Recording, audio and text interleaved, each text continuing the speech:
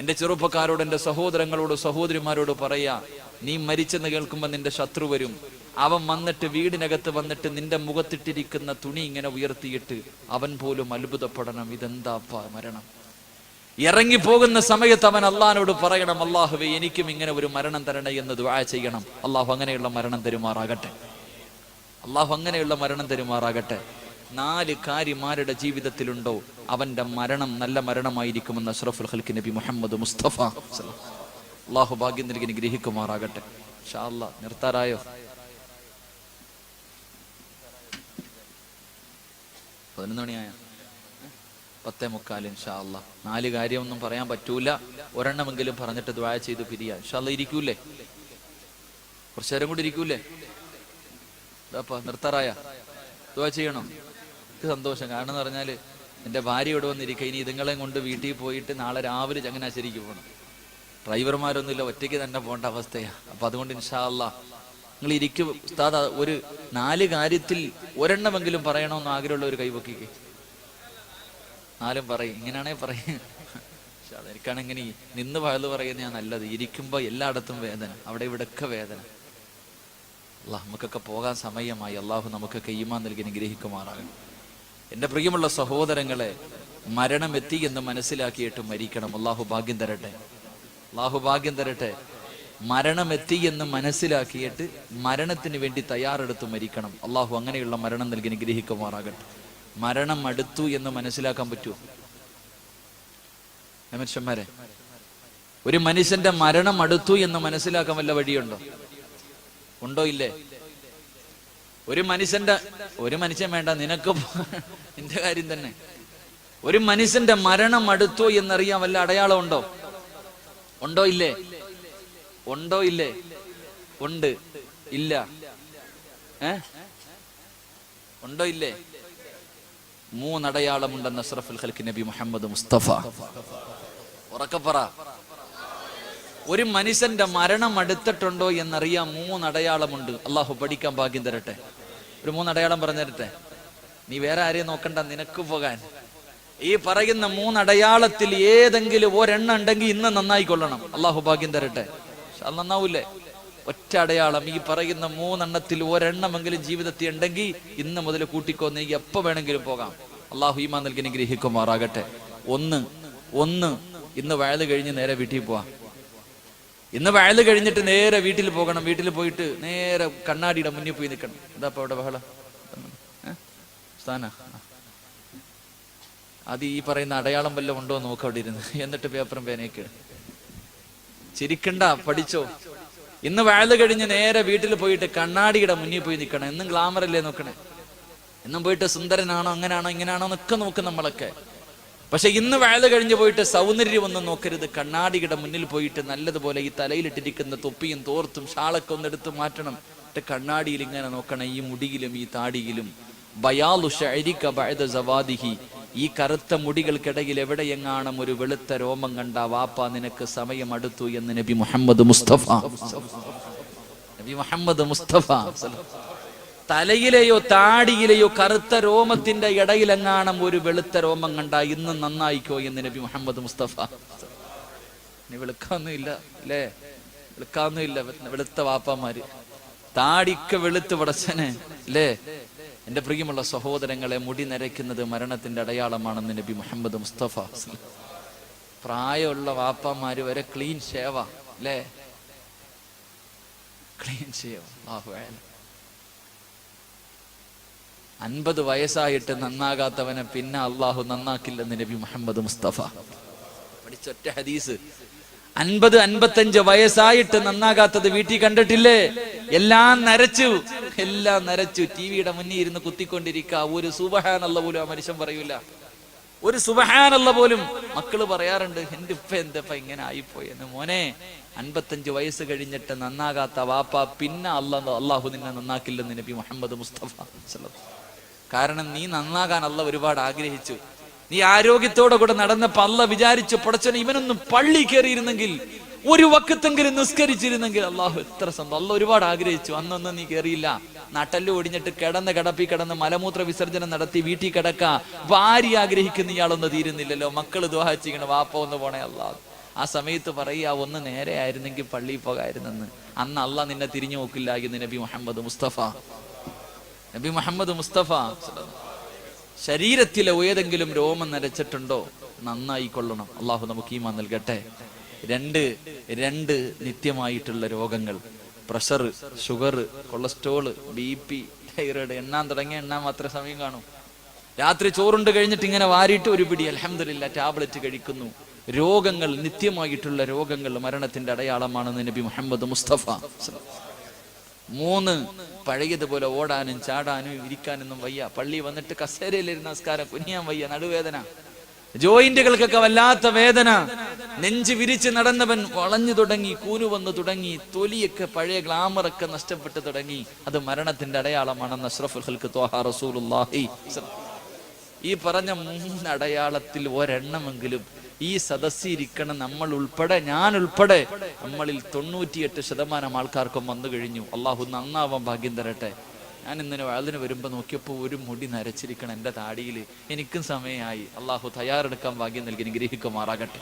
2% ആൾക്കാർക്ക് വന്നിട്ടില്ല. ചെറുപ്പക്കാരിരുന്ന് ചിരിക്കണ, അളിയാ എനിക്ക് സമയമായില്ലടാ. 3 ഇല്ല. ഈ 3 അടയാളവും എനിക്ക് വന്നിട്ടില്ല. എടാ മനുഷ്യ, അതിനർത്ഥം മരണം എത്തിയെന്നല്ല. ചിലപ്പോ ഇത് 3ഉം വേണ്ട, ഒറ്റയടിക്ക് പോകും. ചിലപ്പോ ഈ 3 അടയാളവും വേണ്ട, ഒറ്റയടിക്ക് അങ്ങ് പോകും. അള്ളാഹു അങ്ങനെയുള്ള അവസ്ഥയെ തൊട്ട് കാക്കട്ടെ. അള്ളാഹു അങ്ങനെയുള്ള യാത്രയെ തൊട്ട് അള്ളാഹു കാക്കുമാറാകട്ടെ. എൻ്റെ പ്രിയമുള്ള സഹോദരങ്ങളെ, 4 കാര്യങ്ങൾ ആര് ജീവിതത്തിൽ ചെയ്യുന്നു അവൻ അള്ളാഹു നല്ല മരണം കൊടുക്കുമെന്ന് നബി മുഹമ്മദ് മുസ്തഫ. അള്ളാഹു ഭാഗ്യം തരട്ടെ. ഇൻഷാ അല്ലാഹ് ചെയ്യൂലേ? 1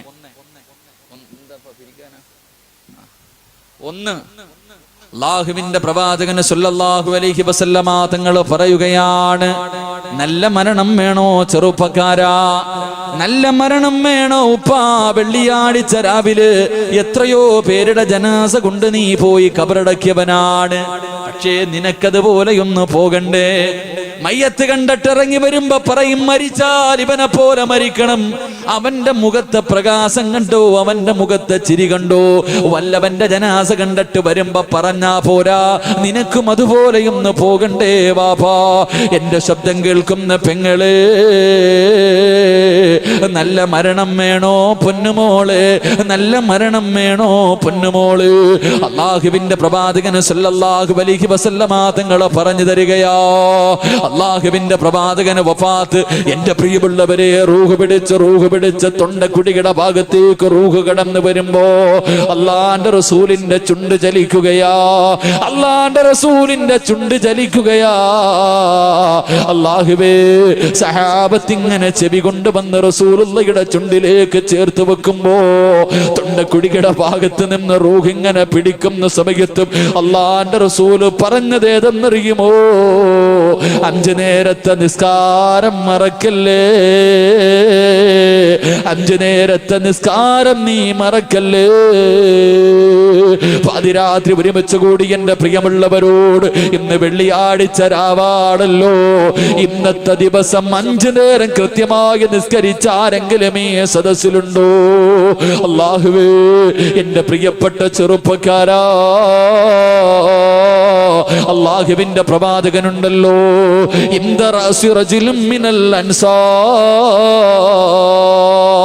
ഒരു ചെറുപ്പക്കാരന്റെ തലയുടെ ഭാഗത്ത് അല്ലാഹുവിന്റെ പ്രവാചകൻ നിൽക്കുകയോ. പടച്ചവര്, മരണത്തോട് മല്ലടിച്ചു കൊണ്ടിരിക്കുന്ന ഒരു ചെറുപ്പക്കാരന്റെ തലയുടെ ഭാഗത്ത് അല്ലാഹുവിന്റെ പ്രവാചകൻ നിൽക്കുമ്പോ അതാ വരുന്നു മലക്കുൽ മൗത്ത് അസ്റായീൽ. അസ്റായീൽ അലൈഹിസ്സലാം റൂഹ് പിടിക്കാൻ കിടന്നു വരികയോ. അല്ലാഹുവിന്റെ പ്രവാചകൻ ആ രൂപം കണ്ടിട്ട് പേടിച്ച് വിറയ്ക്കുകയോ. റസൂലുള്ളാഹിയുടെ കണ്ണ് നിറഞ്ഞു പോയി, ശരീരം തളർന്നു പോയി. കാരണം കണ്ണിലൂടെ തീപന്തം പോലെ തീ ഇങ്ങനെ വരികയാണ്. പടച്ചവരെ, അല്ലാഹുവിന്റെ റസൂല് കരഞ്ഞുകൊണ്ട് ചോദിക്കുന്നു, അസ്റായീൽ, നിനക്കൊന്ന് ചിരിച്ചുകൂടെ? അസ്റായീൽ, നിനക്കൊന്ന് നല്ല വസ്ത്രം ധരിച്ചുകൂടെ? അസ്റായീൽ, ഈ കിടക്കുന്നത് കാഫിറല്ലല്ലോ, ഈ കിടക്കുന്നത് ഒരു കാഫിറല്ലല്ലോ, ഒരു മുസ്ലിമാണല്ലോ അസ്റായീൽ. അല്ലാഹുവിന്റെ റസൂൽ ചോദിക്കുമ്പോ അസ്റായീൽ പറയുന്നു, യാ റസൂലല്ലാഹ്, ഞാൻ ചിരിക്കൂല നബിയേ, ഞാൻ നല്ല വസ്ത്രം ധരിക്കൂല നബിയേ, ഇവനോട് ഞാൻ കരുണ കാണിക്കില്ല നബിയേ. അല്ലാഹുവിന്റെ റസൂൽ ചോദിച്ചു, കാരണമെന്തേ അസ്റായീൽ, ഇവനോട് കരുണ കാണിക്കാത്തതിന്റെ കാരണമെന്തോ? അവിടെന്ന് പറയുന്നു, യാ റസൂലല്ലാഹ്, ഈ ദിവസത്തെ കുറിച്ച് ഞാൻ ഇവരോട് പറഞ്ഞു കൊടുത്തതാ. ഈ ദിവസത്തെ കുറിച്ച് ഇവനോട് ഒരുപാട് പ്രാവശ്യം ഞാൻ പറഞ്ഞു കൊടുത്തതാ. ഈ പാതിരാത്രി ഒരുമിച്ച് കൂടി എന്റെ പ്രിയമുള്ള സഹോദരങ്ങളോട് സഹോദരിമാരോട്, ഇന്നത്തെ ദിവസം 5 നേരം അസ്റായീൽ നിന്റെ മുന്നിൽ വന്നിട്ടുണ്ട്, മരണത്തെ കുറിച്ച് പറഞ്ഞു തന്നിട്ടുണ്ട്, നിന്റെ മരണത്തിന്റെ സമയത്തെ കുറിച്ച് പറഞ്ഞു തന്നിട്ടുണ്ട്. കാണണോ ചെറുപ്പക്കാരാ, അസ്റായീൽ റൂഹ് പിടിക്കാൻ മാത്രമല്ലടാ വരുന്നത്. നിനക്ക് അസ്റായീലിനെ കാണണോ? ആർക്കെങ്കിലും അസ്റായീലിനെ കാണണോ? പൊന്നുമോനെ, നാളെ രാവിലെ സുബഹിക്ക് പള്ളിയിൽ പോകണോ? ഇന്ന് വീട്ടിൽ പോയി കിടന്നുറങ്ങി. അല്ലാഹുവേ, നാളെ രാവിലെ സുബഹിക്ക് പള്ളിയുടെ മിനാരത്തിൽ നിന്ന് അസ്സലാത്തു ഖൈറും മിനന്നൗം,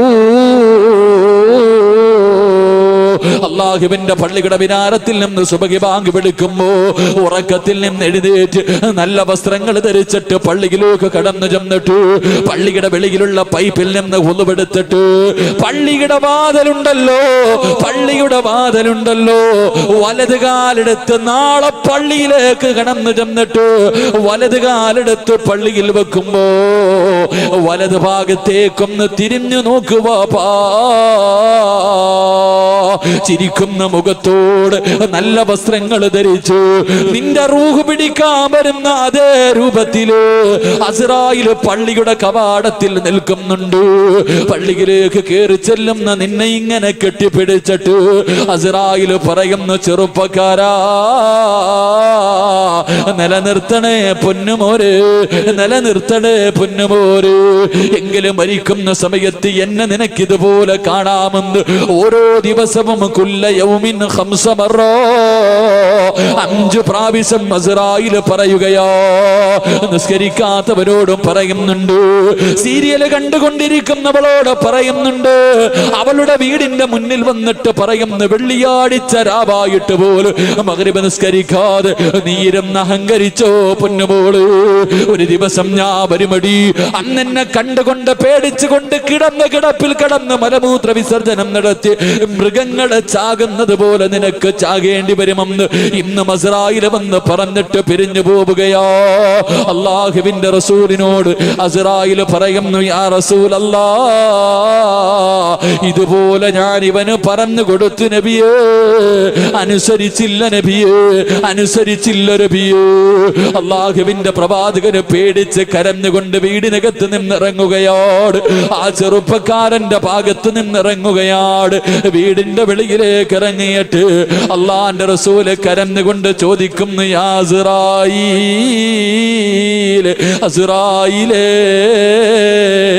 ആരുടെയെങ്കിലും റൂഹ് പിടിക്കുന്ന സമയത്ത് നീ ഒന്ന് ചിരിക്കുമോ അസ്റായീൽ? നീ കരുണ കാണിക്കുമോ അസ്റായീൽ? അല്ലാഹുവിന്റെ റസൂല് ചോദിക്കുമ്പോ അസ്റായീലിന്റെ മുഖം പാടുകയാ, അസ്റായീലിന്റെ കണ്ണ് നിറയുകയാ. യാ റസൂലല്ലാഹ്, എനിക്കൊരു കൂട്ടുകാരനുണ്ട് നബിയേ, എന്റെ കൂട്ടുകാരന്റെ റൂഹ് പിടിക്കുന്നത് എങ്ങനെയെന്നറിയുമോ? ഇസ്രായേലിനൊരു കൂട്ടുകാരനുണ്ട്, അവന്റെ റൂഹ് പിടിക്കുന്നത് എങ്ങനെയെന്നറിയുമോ? ഇന്നല്ലദീന തതവഫാഹുമുൽ മലായികതി തയ്യിബീന യഖൂലൂന സലാമുൻ അലൈക്കും. 5 നേരം നിസ്കരിക്കുന്ന ചെറുപ്പക്കാരാ, ഇന്ന് രാത്രിയാണ് നീ മരിക്കുന്നതെങ്കിൽ അസ്റായീൽ വരുന്നത് എങ്ങനെയെന്നറിയുമോ? വെള്ള വസ്ത്രം ധരിച്ചിട്ട് അതാ അസ്റായീൽ നിന്റെ മുന്നിൽ വന്നിട്ട് പറയുന്നു, അസ്സലാമു അലൈക യാ വലി അല്ലാഹ്, സലാം പറഞ്ഞിട്ട് കടന്നു വരികയോ, സലാം പറഞ്ഞിട്ട് കടന്നു വരികയോ. പടച്ചവരെ, റൂഹ് പിടിക്കാൻ തുടങ്ങുകയാണ്. കാലിന്റെ തള്ളവിരൽ നിന്ന് റൂഹ് പിടിക്കാൻ തുടങ്ങുകയാണ്. എന്റെ പ്രിയമുള്ള ബാപ്പാ, ചെറുപ്പക്കാര് പള്ളിയിൽ പോകാത്ത കാലത്ത് വീട്ടിൽ കിടക്കുന്ന നിന്റെ മക്കള് പോലും പള്ളിയിൽ പോകാതിരിക്കുമ്പോ നിന്റെ ചാരത്തൊരു പുതപ്പിന്റെ കീഴിൽ കിടന്ന ഭാര്യ പോലും എഴുന്നേറ്റ് നിസ്കരിക്കാത്ത സമയത്ത് രോഗം പിടിച്ച നീ എഴുന്നേറ്റ് വേച്ച് പടന്ന് പള്ളിയിൽ പോയി നിസ്കരിച്ചത് വെറുതെയാണെന്ന് നിനക്ക് തോന്നുന്നു? അല്ല നിനക്ക് തരുന്ന പ്രതിഫലമറിയുമോ? അല്ല നിനക്ക് തരുന്ന പ്രതിഫലമറിയുമോ? എന്റെ പ്രിയമുള്ള വാപ്പാ, എന്റെ പ്രിയമുള്ള പെങ്ങളെ, മരിക്കാൻ കിടക്കുന്ന മനുഷ്യന്റെ ചാരത്തേക്ക് ശപിക്കപ്പെട്ട ശൈത്താനുണ്ടല്ലോ. ആ കിടക്കുന്ന മനുഷ്യന്റെ മരിച്ചുപോയ വാപ്പയുടെ രൂപത്തില്, ഉമ്മയുടെ രൂപത്തില് കയ്യിലെ വെള്ളവും പിടിച്ചുകൊണ്ട് ഇടത് സൈഡിലേക്ക് കടന്നു വന്നിട്ട് ഈ പ്രപഞ്ചത്തിലെ വെള്ളം മുഴുവനും കുടിച്ചാലും ദാഹം തീരാത്ത സമയമല്ലോ. ആ സമയത്ത് വെള്ളം കൊണ്ടുവന്ന് ചുണ്ടിന്റെ ഭാഗത്തേക്ക് ചേർത്ത് പിടിച്ചിട്ട് ശപിക്കപ്പെട്ടവന് പറയുന്നു, മോനെ ലാ ഇലാഹ ഇല്ലല്ലാഹ് എന്ന് പറയല്ലേ പൊന്നുമോര്. നിന്റെ വാപ്പയാ പറയുന്നത്, നിന്റെ ഉമ്മയാ പറയുന്നത്. ശപിക്കപ്പെട്ട ശൈത്താൻ നമ്മളെ ചതിക്കാൻ നോക്കുമ്പോ അള്ളാന്റെ റസൂലിനോട് അസ്റായിൽ പറയുന്നു, യാ റസൂലല്ലാഹ്, എന്തേ പ്രതിഫലമെന്നറിയുവോ? നിസ്കരിച്ചവന് കിട്ടുന്ന പ്രതിഫലം എന്തെന്നറിയുവോ? ആ സമയത്ത് വലത് ഭാഗത്ത് നിന്നുകൊണ്ട് അസ്റായിൽ എന്ന മലക്ക് നിന്റെ തൊണ്ടക്കുഴിയിലേക്ക് റൂഹ് പിടിക്കാൻ കൈയെടുക്കുന്നതിന് മുമ്പ് അവിടുന്ന് പറമോനെ ലാ ഇലാഹ ഇല്ലല്ലാഹ് അസ്റായിൽ പറഞ്ഞു തരികയാ, അസ്റായിൽ പറഞ്ഞു തരികയാ. റൂഹ് പിടിക്കുന്നതിന് മുമ്പ് വാപ്പാ നീ എവിടെ കിടന്ന് മരിക്കട്ടെ, നീ മരിക്കുമ്പോ നിന്റെ കൂടെ ആരില്ലെങ്കിലും നീ പേടിക്കണ്ട. നിന്റെ മക്കളിൽ ലാ ഇലാഹ ഇല്ലല്ലാഹ് പറഞ്ഞു തന്നില്ലെങ്കിൽ, നിന്റെ ഭാര്യ പറഞ്ഞു തന്നില്ലെങ്കിൽ, നിന്റെ കൂടപ്പിറപ്പ് പറഞ്ഞു തന്നില്ലെങ്കിൽ നീ എന്തിനാ പേടിക്കുന്നത്? അസ്റായിൽ പറഞ്ഞു തരും, പറമോനെ ലാ ഇലാഹ ഇല്ലല്ലാഹ് പറയടാ. ഇത് പറഞ്ഞാലേ നിനക്ക് രക്ഷപ്പെടാൻ കഴിയൂ. ഞാൻ ആരെന്നറിയുമോ? ദുനിയാവിലെയും ആഖിറത്തിലെയും നിന്റെ കൂട്ടുകാരനാ. ഓരോ ദിവസവും 5 നേരം നിന്നെ കെട്ടിപ്പിടിച്ച കൂട്ടുകാരനാടടാ. പറമോനെ ലാ ഇലാഹ ഇല്ലല്ലാഹ് എന്ന് അസ്റായിൽ പറഞ്ഞു തരുമെന്ന് നബി മുഹമ്മദ് മുസ്തഫ 5 നേരം നിസ്കരിക്കുന്ന മനുഷ്യന് മരിക്കാൻ കിടക്കുന്ന സമയത്ത് അസ്റായിൽ ഷഹാദത്ത് കലിമ ചൊല്ലിക്കൊടുക്കുമെന്ന് നബി മുഹമ്മദ് മുസ്തഫ. അള്ളാഹു ഭാഗ്യം തരുമാറാകട്ടെ, അള്ളാഹു ഭാഗ്യം നൽകുമാറാകട്ടെ. 2 ഞാൻ വിശദീകരിക്കുന്നില്ല. മരിക്കുന്ന സമയത്ത് നല്ല മരണം കിട്ടണമെങ്കിൽ 2, അള്ളാഹുവിന്റെ പ്രവാചകന്റെ മുന്നിൽ അസ്റായിൽ അലൈഹിസ്സലാം ഒരിക്കൽ ഇറങ്ങി വന്നു. എന്നിട്ട് അള്ളാഹുവിന്റെ റസൂലിനോട് പറഞ്ഞു, മൻ സല്ല അലൈക ഫീ കുല്ലി യൗമിൻ 10 മറ. അള്ളാഹുവിന്റെ പ്രവാചകനോട് പറഞ്ഞു, യാ റസൂലല്ലാഹ്, ഏതെങ്കിലും ഒരു മനുഷ്യൻ അങ്ങയുടെ പേരിൽ ഒരു ദിവസം 10 പ്രാവശ്യം, ഒരു ദിവസം 10 പ്രാവശ്യം ആരെങ്കിലും മുടങ്ങാതെ അങ്ങയുടെ പേരിൽ 10 സ്വലാത്ത് പറഞ്ഞാൽ അവൻ അള്ളാഹു നല്ല മരണം കൊടുക്കുമെന്ന് നബി മുഹമ്മദ് മുസ്തഫ. അള്ളാഹുവിന്റെ പ്രവാചകന്റെ പേരിൽ 10 സ്വലാത്ത് പറയുന്ന മനുഷ്യന്റെ റൂഹ് പിടിക്കുന്നത് പ്രവാചകന്മാരുടെ റൂഹ് പിടിക്കുന്നത് പോലെ അസ്റായിൽ റൂഹ് പിടിക്കുമെന്ന് നബി മുഹമ്മദ് മുസ്തഫ. 10 സ്വലാത്ത് അള്ളാഹു ഭാഗ്യം തരട്ടെ, അള്ളാഹു ഭാഗ്യം നൽകുമാറാകട്ടെ. ഒരു 10 സ്വലാത്ത് ഇൻഷാ അല്ലാഹ് ഇന്ന് മുതൽ പറയൂലേ? ഇന്ന് മുതൽ പറയൂലേ? നിയ്യത്ത് ചെയ്യുന്നവര് കൈവെക്ക് ഇൻഷാ അല്ലാഹ്. അൽഹംദുലില്ലാഹ്, വഅദ് രക്ഷപ്പെട്ട്, ഞാൻ രക്ഷപ്പെട്ട്, വഅദ് കൊണ്ട് നേട്ടമുണ്ടായി ഇൻഷാ അല്ലാഹ്. അള്ളാഹു വിജയിപ്പിക്കട്ടെ. അള്ളാഹു ഈ ഉയർത്തിയ കൈകൊണ്ട് ഹൗദൽ കൗസറിലെ വെള്ളം കുടിക്കാൻ ഭാഗ്യം തരുമാറാകട്ടെ. എന്റെ പ്രിയമുള്ള സഹോദരങ്ങളെ, 3-ാമത്തെ കാര്യം, 4 കാര്യങ്ങളിൽ 3-ാമത്തെ കാര്യം, എന്റെ പ്രിയമുള്ള സഹോദരങ്ങളെ, അള്ളാഹുവിന്റെ റസൂല് പറഞ്ഞു, പരിശുദ്ധമായ ഖുർആൻ, അള്ളാഹുവിന്റെ വിശുദ്ധമായ ഖുർആൻ, അള്ളാഹുവിന്റെ വിശുദ്ധമായ ഖുർആൻ ആരെങ്കിലും ഓതിയാൽ അള്ളാഹു അവന് നല്ല മരണം കൊടുക്കുമെന്ന് നബി മുഹമ്മദ് മുസ്തഫ. അള്ളാഹുവിന്റെ പരിശുദ്ധമായ ഖുർആൻ ഓതുന്ന മനുഷ്യൻ അള്ളാഹു നല്ല മരണം കൊടുക്കും. അള്ളാഹു ഭാഗ്യം തരട്ടെ, അള്ളാഹു ഭാഗ്യം തരട്ടെ. ഇന്നത്തെ ദിവസം, ഇന്ന് വെള്ളിയാഴ്ച രാവാണല്ലോ, ഇന്നത്തെ ദിവസം ഈ വയലിന് വരുന്നതിന് മുമ്പ് നിസ്കരിച്ച സമയത്തല്ലാതെ ഒരു കുൽഹു അല്ലെങ്കിലും ഓതിയവരെന്ന് കൈപൊക്കിക്ക്. അള്ളാഹു കാക്കട്ടെ. പറഞ്ഞോ അള്ളാഹു കാക്കട്ടെ. ഇരിക്കണ കസേര കൂടെ അങ്ങ് പോയാലോ. കാരണം ഇന്ന അഅതൈനാകൽ കൗസർ ഫസല്ലി ലിറബ്ബിക വൻഹർ ഇന്ന ശാനി ഓതാ സമയമില്ല. തിരക്ക്, അത്രയ്ക്കും തിരക്ക്. അള്ളാഹു നിങ്ങളുടെ തിരക്കൊക്കെ മാറ്റി തരുമാറാകട്ടെ. അള്ളാഹു തിരക്കൊക്കെ മാറ്റി തരുമാറാകട്ടെ. മാറും വാപ്പ ഈ തിരക്കൊക്കെ. നിനക്ക് തന്നെ ഓവറാണെന്ന് തോന്നുന്നില്ലേ?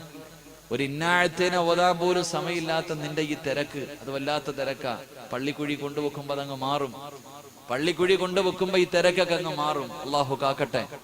അള്ളാഹു കാക്ക. ഞാൻ ഉള്ളതങ്ങ് പറയും. എനിക്ക് ഇഷ്ടപ്പെട്ട ആരിട്ടില്ല, എന്നെ അടിച്ചോ കുഴപ്പമില്ല, എനിക്കിപ്പോ മരിച്ചാലും കുഴപ്പമൊന്നുമില്ല. എനിക്കിപ്പം മരിക്കണം, എനിക്ക് മരണത്തെ പേടിയൊന്നുമില്ലെന്ന്. മരണത്തിനാ പേടിക്കണേ.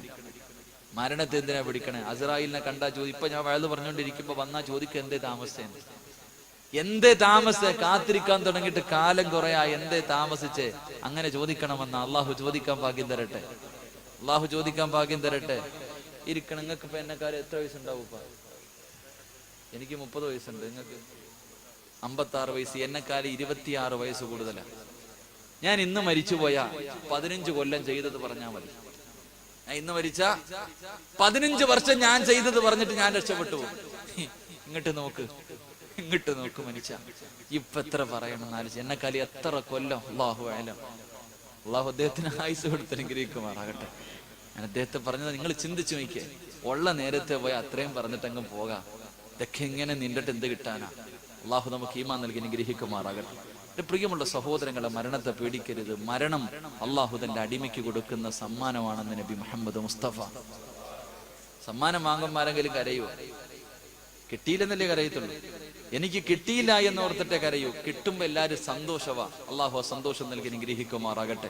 എന്റെ പ്രിയമുള്ള സഹോദരങ്ങളെ, എപ്പോഴെവിടെ വെച്ചാ വരണേന്ന് അറിയില്ല. വാപ്പ ഇങ്ങനെ നടക്കല്ലേ. കുറ്റപ്പെടുത്തിയതല്ല, നിങ്ങൾ ആരെയും കളിയാക്കിയതല്ല. ഉള്ളത് പറയണം. പറഞ്ഞില്ലെങ്കിൽ അല്ല എന്നെ വെറുതെ വിടൂല. ഉള്ളത് പറഞ്ഞില്ലെങ്കിൽ അല്ല വെറുതെ വിടൂല.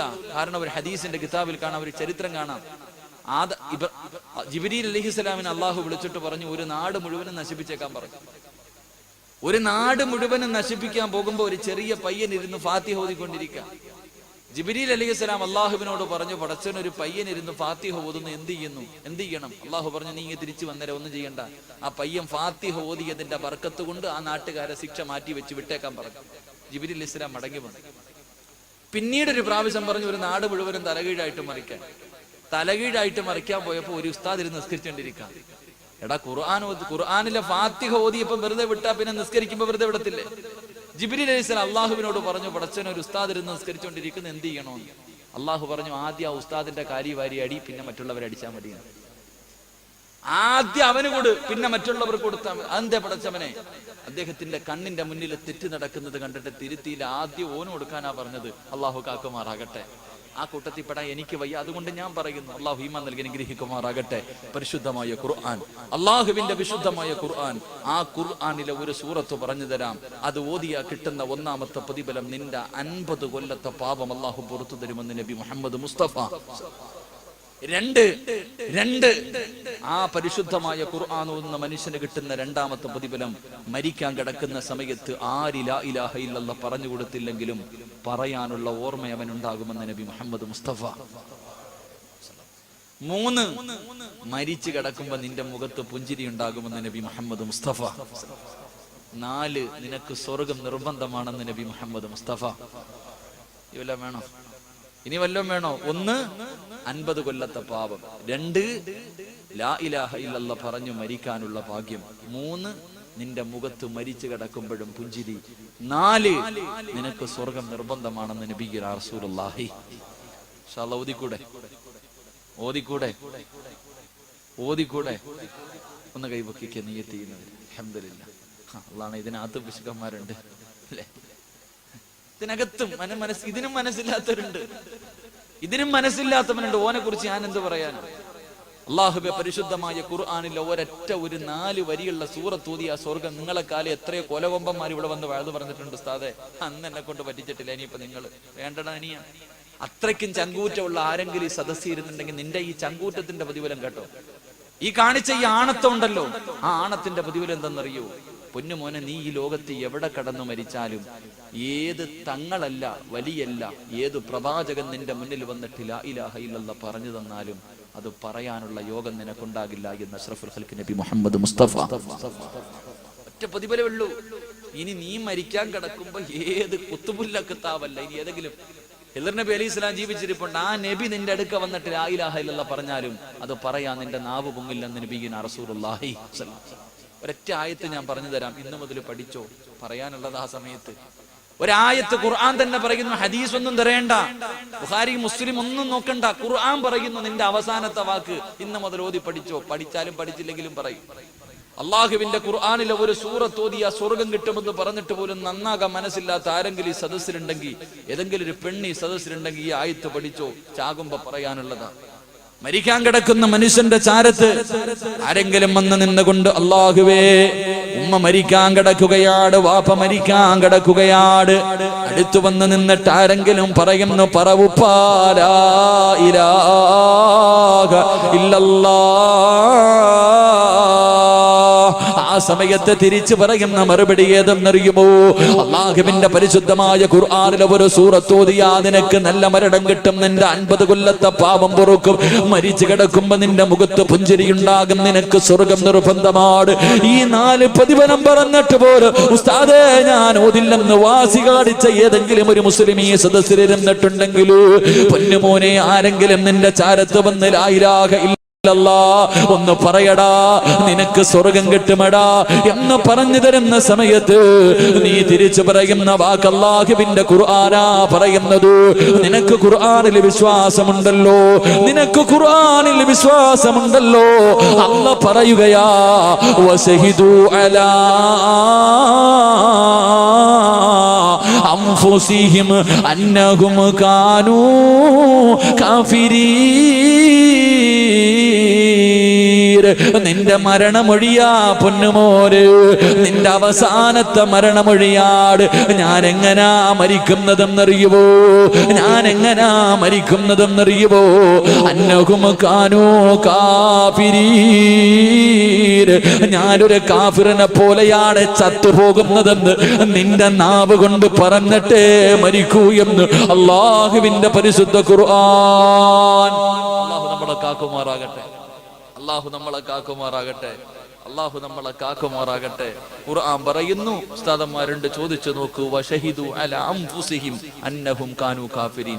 മരണമൊഴി ഞാനൊരു കാഫിറായിട്ടാണ് ചത്തുപോകുന്നതെന്ന് നാവ് കൊണ്ട് പറഞ്ഞിട്ടേ മരിക്കൂ എന്ന് വിശുദ്ധ ഖുർആൻ. അള്ളാഹു നമ്മളെ കാക്കുമാറാകട്ടെ. ഒരൊറ്റ സൂറത്ത് ഇൻഷാ അല്ലാഹ് ഓതൂല്ലേ. ദുനിയാവിലെ പ്രതിഫലം പറഞ്ഞു തരട്ടെ. ദുനിയാവിലെ പ്രതിഫലം മരണത്തിന് ശേഷമല്ല, മരണത്തിന് ശേഷമല്ല, ദുനിയാവിലെ പ്രതിഫലം പറഞ്ഞു തരാം. അള്ളാഹുവിന്റെ റസൂൽ ഇബ്നു മസ്ഊദ് റളിയല്ലാഹു തആല അൻഹു റിപ്പോർട്ട് ചെയ്യുന്ന ഹദീസിൽ കാണാം, അള്ളാഹു നിന്നെ ഒരു ദിവസം പോലും ഈ ദുനിയാവിലിട്ട് നരകിപ്പിക്കത്തില്ലെന്ന് നബിയുനാ റസൂലുള്ളാഹി. കിടന്ന് കിടന്ന് മലമൂത്ര വിസർജനം നടത്തിയിട്ട് കൂടെ കടന്ന് സുഖിച്ചവള് വിചിന്തിക്കുന്നു, ഇയാളൊന്നും തീരുന്നില്ലല്ലോ അല്ലേ? ഭാര്യ മരണമാക്കി, സ്വന്തം മക്കള് മരണമാക്കി. പള്ളിയിലെ ഉസ്താദന്മാർക്ക് അറിയാം, വന്നിട്ട് പറയും, എന്റെ ഉപ്പ രോഗം പിടിച്ചിട്ട് കിടക്ക, കണ്ടിട്ട് സഹിക്കണില്ല ഉസ്താദെ, ഒന്ന് തീരാൻ ദുആ ചെയ്യൂ.